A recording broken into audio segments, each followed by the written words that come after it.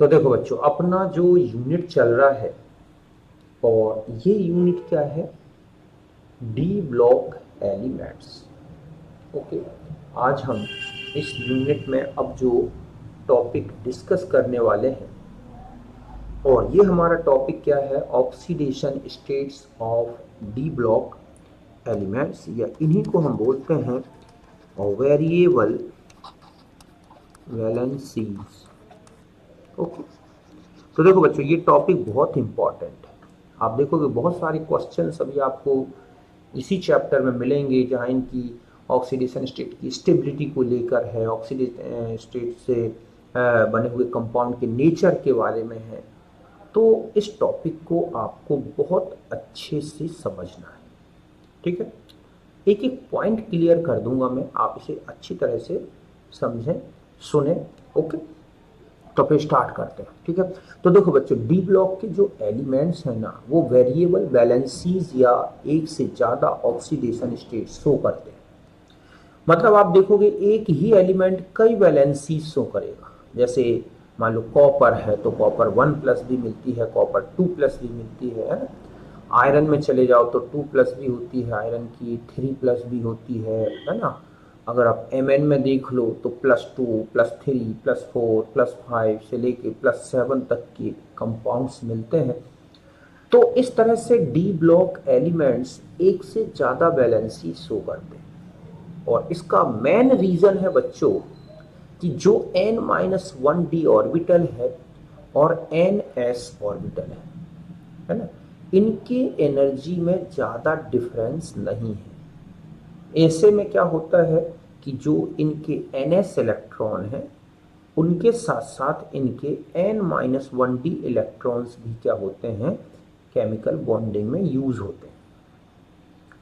और इसीलिए ये अपनी वैलेंसीज जो है बढ़ाना शुरू कर देते हैं। और आप देखोगे पूरे डी ब्लॉक में मैक्सिमम जो ऑक्सीडेशन स्टेट मिलती है वो है +8, जिसमें से डी ब्लॉक के इलेक्ट्रॉन्स और एस ब्लॉक के इलेक्ट्रॉन्स, सॉरी एस जो सबसेल है और डी सबसेल है, इनके इलेक्ट्रॉन्स केमिकल बॉन्डिंग करते हैं। ओके, तो स्टार्ट करते हैं। तो हम यही लिखेंगे, ठीक है, कि elements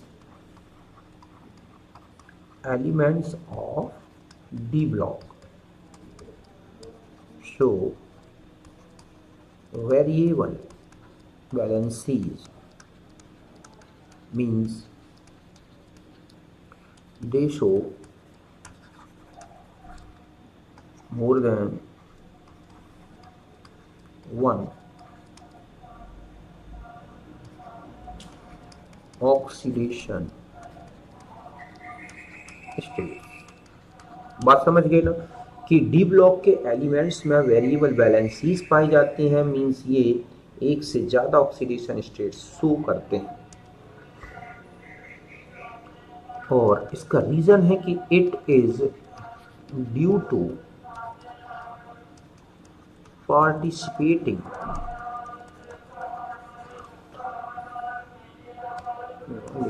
due to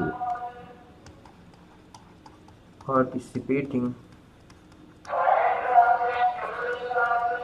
electrons of कहाँ के बच्चों, n-1d and ns orbitals, because very little energy difference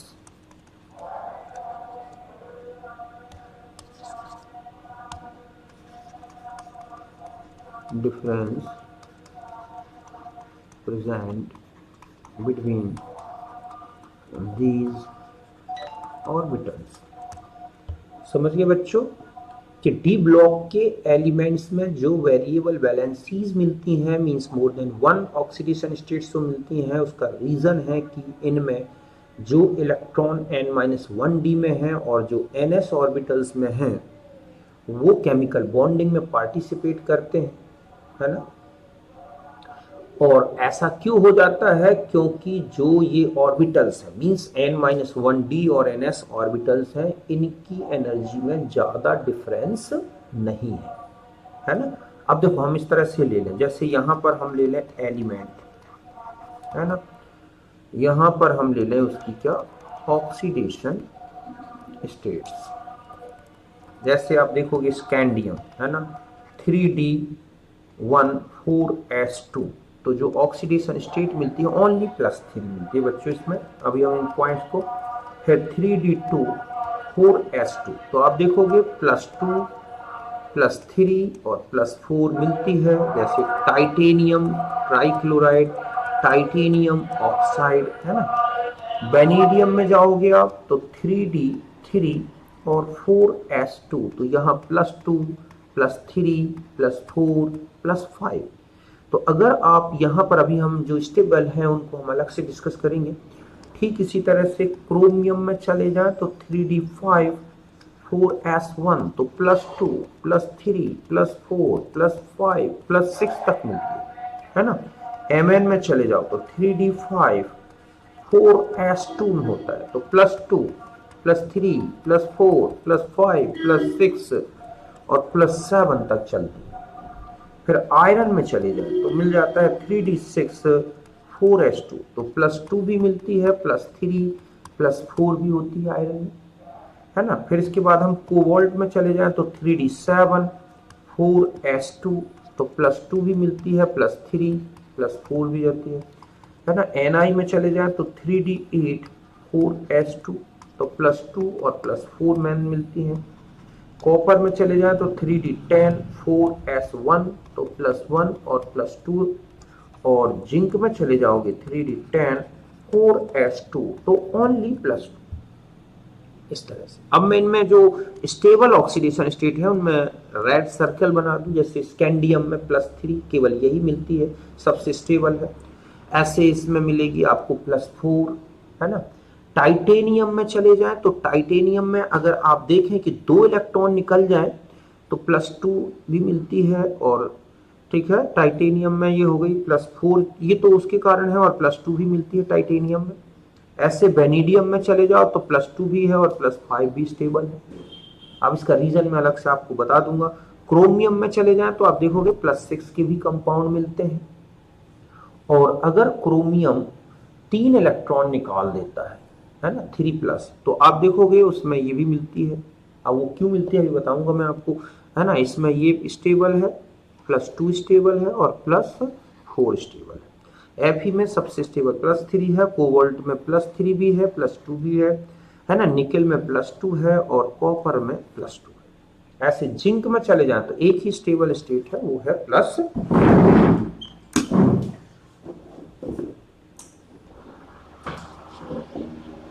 ये फिर आगे अब आते हैं हम इनकी कुछ इंपॉर्टेंट पॉइंट्स कि कौन किस टेबल किस स्टेट में है। देखो बच्चों, पहले मैं स्टेबिलिटी बता दूं, ठीक है, कि स्टेबिलिटी ऑफ ऑक्सीडेशन स्टेट्स, इनकी स्टेबिलिटी का रीजन कौन क्या है। जैसे पहला है कि स्कैंडियम शोज ओनली +3 स्टेट, इसमें केवल +3 है। इसके अलावा ये वेरिएबल, मतलब इसमें ये लिखें कि नॉट सो वेरिएबल ऑक्सीडेशन। एक तो यही क्वेश्चन आता है बच्चों कि ट्रांजिशन एलिमेंट कौन सा है जो वेरिएबल ऑक्सीडेशन स्टेट शो नहीं करता, तो वो है बच्चों क्या, स्कैंडियम, जिसमें केवल +3 स्टेट मिलती है। और इसका रीजन होगा कि जो स्कैंडियम +3 है उसमें क्या आ जाएगा, बिल्कुल आर्गन जैसा कॉन्फ़िगरेशन, जो कि बहुत ही स्टेबल है ना। अगर हम टाइटेनियम की बात करें तो ये +4 शो करता है, सबसे स्टेबल, क्योंकि इसमें भी क्या हो जाएगा, आर्गन जैसा कॉन्फ़िगरेशन हो जाएगा। थर्ड में चले जाएं तो वेनेडियम में अगर आप देखें तो वेनेडियम में 3 है इलेक्ट्रॉन डी में, तो वेनेडियम 2+ D3 होगा, जो कि T2G3 और Eg0 के कारण स्टेबल है। इसके अलावा टाइटेनियम, सॉरी वेनेडियम की बात करें और नेक्स्ट इसी में वेनेडियम में तो 5+ भी, क्योंकि वो आर्गन जैसा कॉन्फ़िगरेशन हो जाएगा, है ना। ऐसे क्रोमियम में चले जाते, क्रोमियम में एक तो अगर आप देखें तो क्रोमियम में एक तो +7 मिलती है जिसमें आर्गन जैसा कॉन्फ़िगरेशन होगा, स्टेबल, इसलिए स्टेबल है।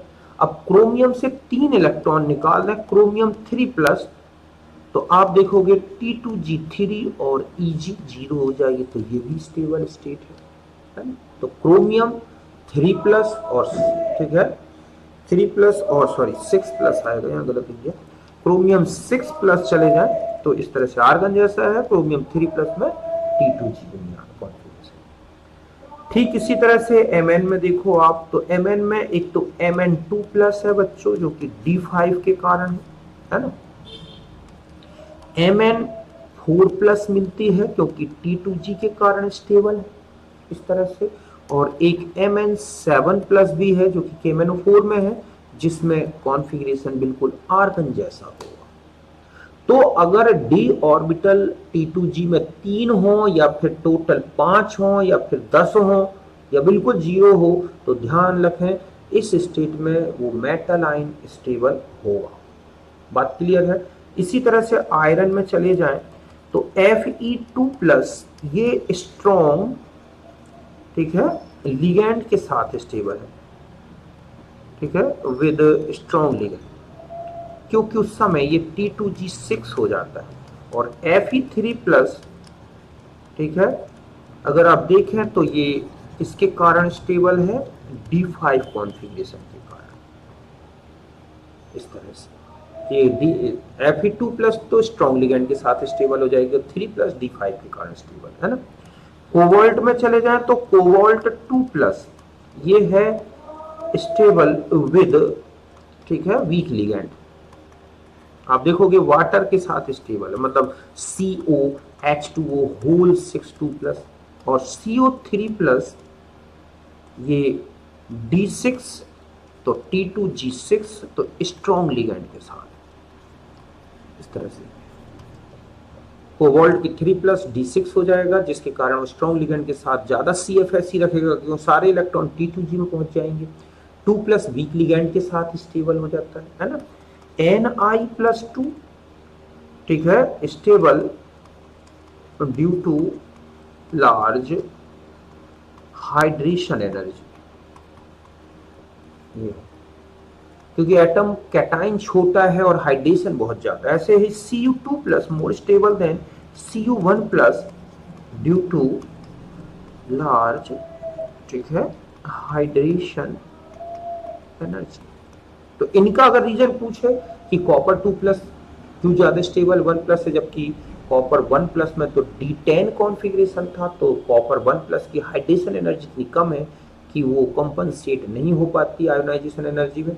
तो 2+ में बहुत ज्यादा एनर्जी, हाइड्रेशन एनर्जी है, और वो जो इसकी आयोनाइजेशन को कंपनसेट कर सकती है, और इसी के कारण 2+ ज्यादा स्टेबल होता है। और जिंक में तो एक ही स्टेट मिलती है बच्चों, जिंक 2+ 3D10 के कारण, तो ये स्टेबल है। बात समझ गए ना। तो हर एक का अपना कोई रीजन, स्कैंडियम 3+ D0 के कारण आर्गन जैसा, टाइटेनियम 4+ आर्गन जैसा, वेनेडियम 2+ D3 T2G3 के कारण है, क्रोमियम 6+ आर्गन जैसा हो गया, क्रोमियम 3+ T2G3 के कारण हो गया है ना, Mn2+ D5 के कारण। तो Fe स्ट्रॉन्ग लिगैंड के साथ T2G6 कर लेता है, 3+ D5 के कारण। ऐसे इनकी स्टेबिलिटी का बेस ध्यान रखना है। दूसरा पॉइंट है कि मोस्ट कॉमन स्टेट ऑफ, ठीक है, डी ब्लॉक एलिमेंट्स, तो ये है बच्चों +2। अब सब में, लगभग सब में दिख रही है +2। मोस्ट कॉमन ऑक्सीडेशन स्टेट जो है इनकी वो क्या है, +2 है ना। तीसरा point, maximum oxidation state of D block elements, बताओ कौन सी है। तो आपको ध्यान रखना है ये है +8, जैसे ओस्मियम टेट्रोक्साइड इसमें मिलती है, ठीक है, ओस्मियम, ये ऐसे लिखेंगे ओस्मियम टेट्रोक्साइड, रुथेनियम टेट्रोक्साइड, इस तरह से, तो इनमें +8 तक मिलती है। चौथा पॉइंट है कि मैक्सिमम ऑक्सीडेशन स्टेट इन 3D सीरीज। अगर आपसे पूछा जाए कि 3D सीरीज में कितनी है तो वो है +7 KMnO4 में Mn+7 शो करता है। ओके, कि डी ब्लॉक में जो मैक्सिमम ऑक्सीडेशन स्टेट है 3D में वो है 7 और डी ब्लॉक में तो +8 है और 3D सीरीज में पूछ ले तो +7। फिफ्थ ये है, ठीक है, कि +1 +2 +3 जो ऑक्सीडेशन स्टेट्स हैं बच्चों, ये ठीक है, स्टेट्स फॉर्म आयोनिक कंपाउंड, ठीक है, लाइक एस ब्लॉक। मतलब जैसे बेसिक ऑक्साइड बनाते हैं ये, है ना, हाइड्रोक्साइड बेसिक होते हैं इनके, इस तरह से। जैसे अभी आप देख लो FeO है, CrO है, ZnO है, Cu2O है, CuO है, MnO है, ये सब क्या है, बेसिक ऑक्साइड और आयोनिक नेचर के। समझ गए ना बच्चों कि जो +2 स्टेट है, +1 स्टेट है, +3 भी यहाँ पर वो आयनिक नेचर की होती है। क्यों? क्योंकि यहाँ पर ये एस ब्लॉक जैसी प्रॉपर्टीज होगा, तो इसीलिए तो इनको दोनों के बीच में रखा गया है। जबकि +4 जैसे कि CrO2, ठीक है, MnO2, ये जो है एम्फोटेरिक है। हालांकि 3+ में भी कुछ मिलते हैं एम्फोटेरिक, और +5 से लेके +6 +7 +8 टोटल जो है ये क्या है बच्चों, कोवलेंट कंपाउंड बनाते हैं। इनमें ये तो एम्फोटेरिक ऑक्साइड की बात हो गई, और ये कोवलेंट कंपाउंड और एसिडिक कंपाउंड्स। एसिडिक कंपाउंड मतलब ऑक्साइड्स, कि अगर आपको +5 +6 +7 ऑक्सीडेशन स्टेट के कोई कंपाउंड्स दिखते हैं डी ब्लॉक में, तो ध्यान रखें वो कोवलेंट नेचर के होंगे। जैसे देख लो आप, है ना, Cr2O5 है या CrO3 है ना, या Mn2O7 है, या इसी तरह ऑस्मियम टेट्राऑक्साइड है। तो ये सब क्या है बच्चों, एसिडिक ऑक्साइड है, कोवलेंट नेचर के होते हैं। बात क्लियर है अच्छी तरह से? तो इस तरह से आयरन के, अगर हम, ये अगला है कि मैक्सिमम ऑक्सीडेशन स्टेट, या हम कहें कि हायर ऑक्सीडेशन स्टेट, बल्कि ये है कि जो हायर ऑक्सीडेशन स्टेट्स हैं ये, ठीक है, states are stable with oxygen and fluorine, but more stable with oxygen, because ये जो है ऑक्सीजन फॉर्म्स पाई बॉन्ड, ये होता है D∅P∅। मतलब इनकी जो हायर ऑक्सीडेशन स्टेट्स हैं are stable with oxygen and fluorine, और फ्लोरीन के रिस्पेक्ट में देखें तो ऑक्सीजन और इसमें फ्लोरीन और ऑक्सीजन के रिस्पेक्ट में तो ये ऑक्सीजन के साथ ज़्यादा स्टेबल है। क्यों? क्योंकि ऑक्सीजन आप देखोगे D∅P∅ बॉन्डिंग करता है। जैसे Mn F6 तक ही मिलता है, लेकिन ऑक्सीजन में देखोगे तो Mn, ठीक है, O4 2-, या हम ये कहें Mn2O7, ठीक है। इसी तरह से CrO3 मिलता है, या CrO4 2- मिलता है, या K2Cr2O7 देखो आप, तो यहाँ 6+, 6+, 7+7, ठीक है। यहाँ अगर हम देखें तो ये हो जाएगा 1- तो 7+, एक और होता है MnO4 2- तो 6+। तो यहाँ पर ऑक्सीजन के साथ ये इस तरह से ऑक्सीजन और मेटल एटम ये जो है पाई बॉन्डिंग करते हैं। तो ये है D∅P∅, जिसमें D ऑर्बिटल Mn की और P ऑर्बिटल ऑक्सीजन की बॉन्डिंग करती है। तो हायर ऑक्सीडेशन स्टेट इन एलिमेंट फ्लोरीन के साथ, है ना, और इसके साथ स्टेबल है, मतलब फ्लोरीन और ऑक्सीजन के साथ, लेकिन किसके साथ ज़्यादा स्टेबल है, ये ऑक्सीजन के साथ, है ना। तो Mn में 5 तक ही, सॉरी, ये फ्लोरीन के साथ जो कंपाउंड मिलेगा आप Mn का, वो F5 वाला मिलता है, ठीक है। अब इसी तरह से अगर पूछा जाए कि लोअर ऑक्सीडेशन स्टेट किसके साथ स्टेबल है, ठीक है, स्टेबल विद, देखोगे CO या आयोडीन, जैसे आप देखते हैं NiCO होल 4, तो यहाँ 0 है, या BCO होल 6 इसकी माइनस है, या CO2I2+1 स्टेबल है। तो लोअर ऑक्सीडेशन स्टेट, ठीक है, स्टेबल विद जो है CO या I के साथ स्टेबल, जबकि हायर फ्लोरीन या ऑक्सीजन के साथ है। और कौन सी ऑक्सीडेशन स्टेट का क्या नेचर है, इस तरह से मैंने आपको बताया। इसी तरह से स्टेबिलिटी और भी देखनी है, तो स्टेबिलिटी ऑफ ऑक्सीडेशन स्टेट, ठीक है बच्चों, डायरेक्ट स्टेबल, ठीक है, अपॉन आयोनाइजेशन एनर्जी, ये कि जितनी कम आयोनाइजेशन एनर्जी उतना ही स्टेबल। ठीक इसी तरह से स्टेबिलिटी ऑफ ऑक्सीडेशन स्टेट, ठीक है बच्चों, directly proportional to the negative value of electrode potential.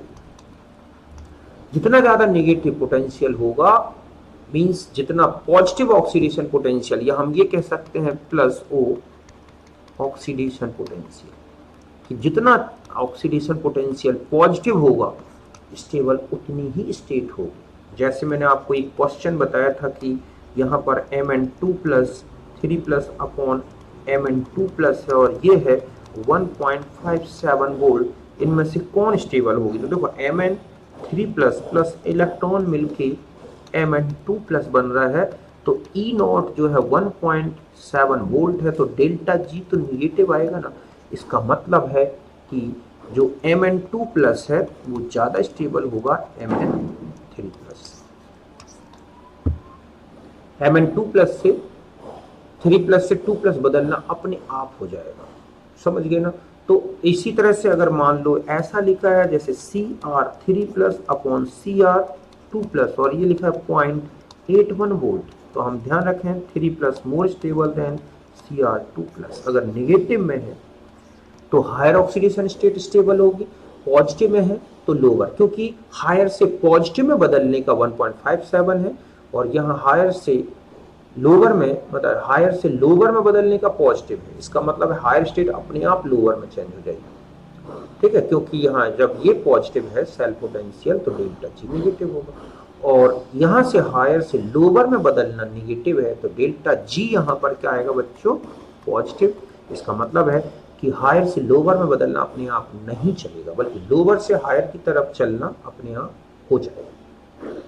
तो ऑक्सीडेशन स्टेट इसी तरह पूछा जाता है ना कि निकल 2+ और प्लेटिनम 2+ में कौन ज़्यादा स्टेबल है, तो ये, क्योंकि इसका जो फर्स्ट और सेकेंड जो आयोनाइजेशन एनर्जीज का जो सम है बच्चों, उसकी न्यूमेरिकल वैल्यू होती है कि अगर आप निकल में जाएंगे तो 2+ क्यों स्टेबल है, क्योंकि IE1 प्लस IE2 का जो सम है निकल के लिए वो लेस देन क्या है, IE1 plus IE2 of platinum, मतलब ये प्लेटिनम में, इसलिए ठीक इसी तरह से निकल 4+ अगर है और प्लेटिनम 4+ है, तो इसका जो फोर्थ तक, मतलब 1 से लेके 4th तक का जो टोटल आयोनाइजेशन एनर्जी, मतलब फर्स्ट, सेकेंड, थर्ड और फोर्थ, इनका जो आयोनाइजेशन एनर्जी का जो सम है वो ज़्यादा है फर्स्ट, सेकेंड, थर्ड और fourth of ionisation energy of platinum, तो इसीलिए प्लेटिनम ज़्यादा स्टेबल। तो आयोनाइजेशन एनर्जीज अगर आपको दे रखी है उनका सम निकालें, जिसके लिए कम आएगा वो स्टेट ज़्यादा स्टेबल होगी, जिसके लिए ज़्यादा आएगा वो कम। इलेक्ट्रोड पोटेंशियल दे रखे हैं, तो इनको देख के आप इनकी स्टेबिलिटी बता सकते हैं, कौन सी स्टेट किसके साथ स्टेबल है, कौन सी आयोनिक है, जब ये हायर ऑक्सीडेशन स्टेट शो करते हैं बच्चों, तो ये पी ब्लॉक जैसी प्रॉपर्टी शो करने लगते हैं, मतलब इनकी ऑक्साइड्स में एसिडिक नेचर आ गया, कोवैलेंट नेचर आ गया। और जब ये लोअर ऑक्सीडेशन स्टेट शो कर रहे हैं तो आयनिक नेचर आ रहा है जो एस ब्लॉक जैसा है, और यही रीजन है कि इनको ट्रांजिशन एलिमेंट्स बोला गया है। और बता दूं कि जो स्टेबिलिटी ऑफ ऑक्सीडेशन स्टेट है, एक पॉइंट और ध्यान रखना है कि जो स्टेबिलिटी ऑफ ऑक्सीडेशन स्टेट है, और वो भी कौन सी मैं बता दूं कि हायर, ठीक है, इंक्रीज डाउन द ग्रुप में ऊपर से, जैसे Fe में Fe2O3 मिलता है, लेकिन इसी में चले जाए तो जो ओस्मियम टेट्राऑक्साइड बनता है वो +8 तक स्टेबल है। Fe में तो 4+ तक ही मिलेगी आपको स्टेबल, लेकिन इसी ग्रुप के मेंबर में ऑस्मियम टेट्राऑक्साइड चले जाएं तो इनमें वहाँ तक स्टेबल है +8 तक। तो ये कुछ इंपॉर्टेंट पॉइंट्स थे जिन्हें आपको अच्छे से याद रखना है, ठीक है। तो कुछ ऑक्सीडेशन स्टेट, और हाँ एक पॉइंट और कि जो हायर स्टेट है बच्चों, हायर ऑक्सीडेशन स्टेट्स, ये है जो स्टेट्स हैं वो ऑक्सीडाइजर्स हैं। आप देख लो KMnO4 है ना, K2Cr2O7 या CrO3, ये सब क्या है, ऑक्सीडाइजर। और जो लोअर स्टेट्स हैं, लोअर, ठीक है, ऑक्सीडेशन स्टेट्स, ये रिड्यूसर। कुछ ऑक्सीडेशन स्टेट जैसे plus copper Cu plus Cu2 plus ये शो करता है डिस्प्रपोर्शनेट, ये है। ठीक इसी तरह से आप देखोगे MnO4 2- शो करता है MnO4 1- प्लस MnO2, इस तरह से ये है एसिडिक मीडियम में डिस्प्रपोर्शनेशन शो करते हैं। तो कुछ ऑक्सीडेशन स्टेट डिस्प्रपोर्शनेशन शो करती हैं और अपने आप को ज़्यादा स्टेबल कंडीशन में चेंज कर लेती है। मतलब कॉपर 1+ से ज़्यादा स्टेबल है कॉपर 2+ और कॉपर Mn2+ से MnO4 2- से ज़्यादा स्टेबल है MnO4 1- और MnO2। क्यों? क्योंकि यहाँ +7 हो गई और यहाँ +4 हो गई, तो +6 से ज़्यादा स्टेबल है +7 और +2। तो ये कुछ पॉइंट्स थे मैंने आपको ऑक्सीडेशन स्टेट्स में बता दिए, इनको अच्छी तरह से याद रखना है और ये क्वेश्चंस आपको मिलेंगे। बाकी और कहाँ क्या जरूरी है वो आगे मैं आपको डिस्कस कर दूँगा।